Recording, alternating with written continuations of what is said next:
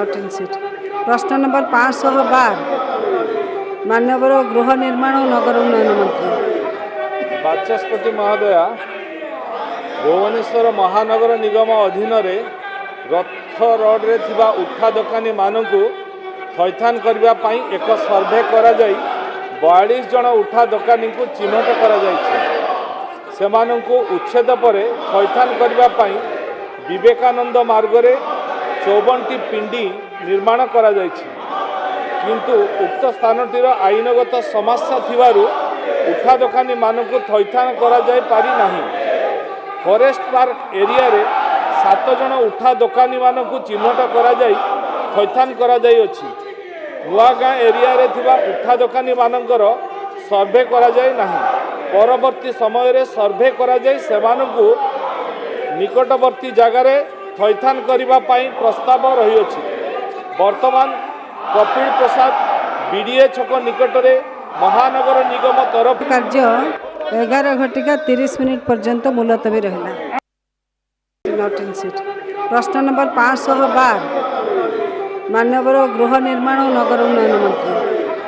बाचस्पति महोदया, भुवनेश्वर महानगर निगम अधीन रथ रोड्रे थिबा उठा दोकानी मानकु थैथान करबा पई एक सर्वे करा जाई 42 जन उठा दोकानी को चिन्हट करा जायछि।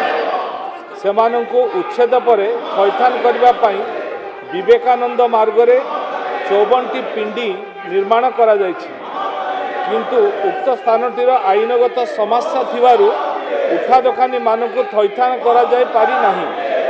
फॉरेस्ट पार्क एरिया रे 7 जन उठा दोकानी मानकु चिन्हट करा जाय थैथान करा जाय अछि। नुआगाँ एरिया रे थिबा उठा दोकानी मानकर सर्वे करा जाय नाही। परवर्ती समय रे सर्वे करा जाय सेमानकु निकटवर्ती जगार थैथान करबा पई प्रस्ताव रही अछि। वर्तमान कपिल प्रसाद बीडीए छक निकट रे महानगर निगम तरफ कार्य 11:30 पर्यंत मुलतवी रहिला। Not in seat. प्रश्न नंबर 512 माननीय गृह निर्माण और नगर उन्नयन मंत्री। बाचस्पति महोदया, भुवनेश्वर महानगर निगम अधीन रथ रोड्रे थिबा उठा दोकानी मानकु थैथान करबा पई एक सर्वे करा जाई 42 जन उठा दोकानी को चिन्हट करा जायछि। सेमानंकु उच्छेद परे थैथान करबा पई विवेकानंद मार्ग रे 54टी पिंडी निर्माण करा जायछि, किंतु उक्त स्थानटीर आईनगत समस्या थिबारु उठा दोकानी मानकु थैथान करा जाय पारि नाही। फॉरेस्ट पार्क एरिया रे 7 जन उठा दोकानी मानकु चिन्हट करा जाय थैथान करा जाय अछि। नुआगाँ एरिया रे थिबा उठा दोकानी मानकर सर्वे करा जाय नाही।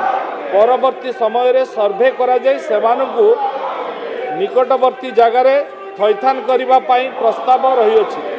वर्तमान कपिल प्रसाद बीडीए छक निकट रे महानगर निगम तरफ कार्य 11:30 पर्यंत मुलतवी रहिला। जदि आपंक आम भिडी भल लगा तेब आम चैनल को लाइक, शेयर और सब्सक्राइब करने को जमा भी भूलु नहीं।